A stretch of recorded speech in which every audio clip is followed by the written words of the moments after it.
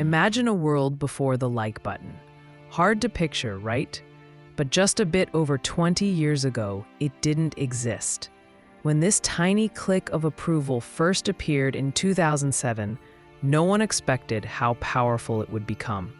Soon, every platform added it, and with it came a constant stream of pings, alerts, and notifications, all designed to make us check our phones over and over again.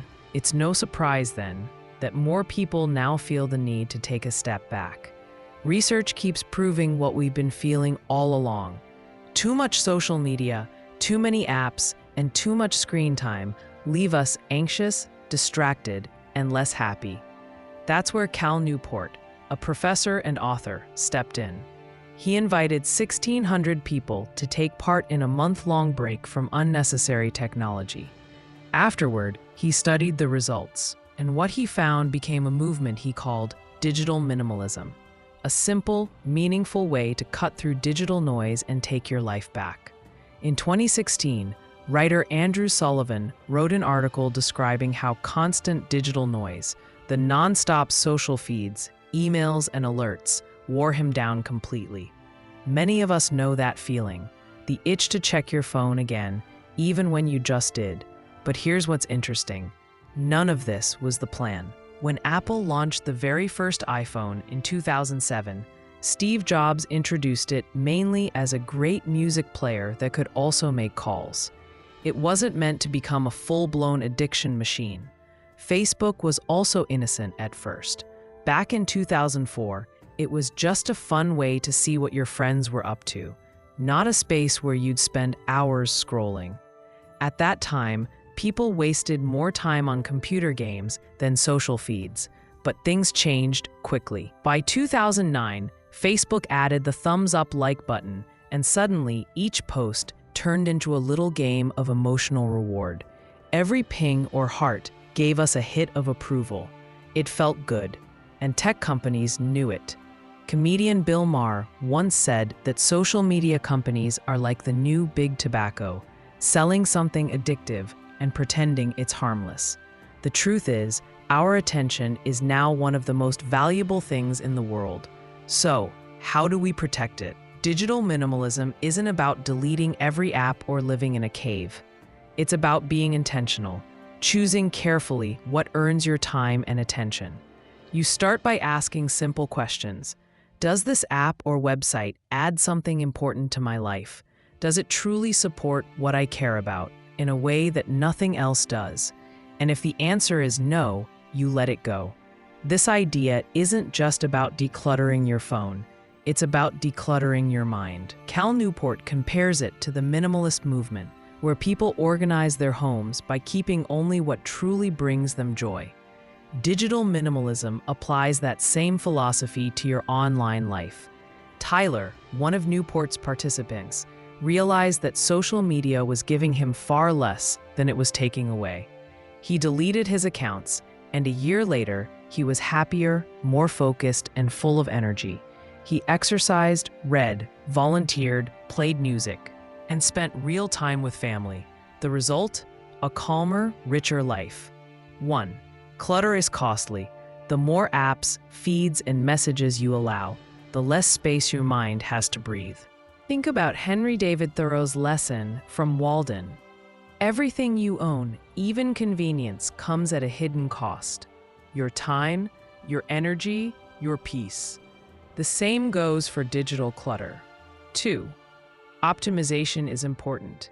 Adding more isn't always better. You can't keep piling new things onto your digital plate and expect to feel fulfilled. Instead, focus on optimizing. Finding tools that genuinely help you and using them with clear limits. 3. Intentionality is satisfying. Like the Amish, who only accept technology that fits their values, you can ask yourself before using anything new, does this tool truly improve my life? If not, maybe it doesn't belong. To begin, Cal Newport recommends 30 days of stepping away from anything that isn't essential. That doesn't mean quitting your job or disconnecting completely. It means cutting out what's not necessary. At first, this might feel uncomfortable, like missing something important, but people quickly realize how much time they regain and how little they actually miss. During this break, it's important to fill the gap with real, joyful activities. Reading, walking, talking to loved ones, trying creative projects, or just sitting quietly with your thoughts. After the 30 days, add back only the tools that pass 3 tests. 1. Does it support something I deeply value? 2. Is this the best way to support it? 3. How can I use it wisely to gain benefits without harm? For example, if social media helps you keep in touch with family, use it purposefully, not aimlessly. Set boundaries. Maybe you check it once a week from a computer instead of scrolling on your phone all day. One of the most powerful lessons in the book is solitude. Being alone with your own thoughts isn't loneliness, it's healing. In fact, people who never unplug from screens often suffer what Cal calls solitude deprivation. Without quiet time, our minds can't process emotions or find clarity. To practice this, try leaving your phone at home when you go out, or take a long walk without music or podcasts. Give your brain the silence it craves. True human connection also thrives in the offline world. Research shows that the more time people spend on social media, the lonelier they feel. That's why Newport suggests a simple rule. Stop clicking like. Don't leave empty comments like "so cool" or "love it." Instead, talk to your friends in real life or call them. A warm conversation, a shared meal, these small, genuine moments will always mean more than a heart emoji. A big part of digital minimalism is enjoying high-quality leisure, meaningful activities that engage your body and mind. Think of painting, music, building, gardening, cooking, or learning a new hobby. Philosophers like Aristotle believed true happiness comes from such moments, when you're absorbed in something that brings joy and growth. The author encourages setting small, exciting goals. For instance, learn 5 songs on the guitar for your friend's barbecue, or build something with your hands over a weekend. When leisure feels purposeful, it's far more satisfying than endless scrolling. We live in what's called the attention economy, where tech companies compete every second for your focus.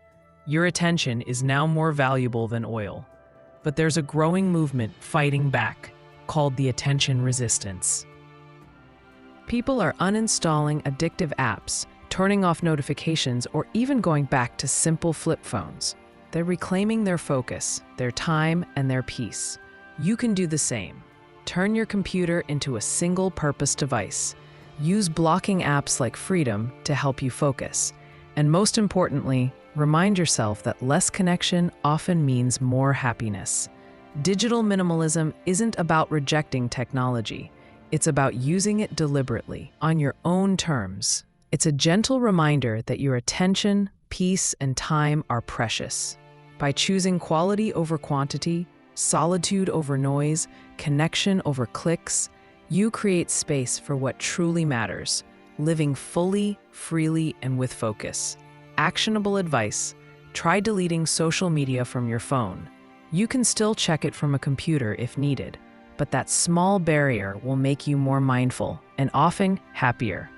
Most people who try this realize they didn't lose anything valuable. They simply gained their life back. In the end, digital minimalism isn't just about technology. It's about freedom. It's a quiet way of saying, I choose what deserves my attention, and I choose to live my life, not just scroll through it.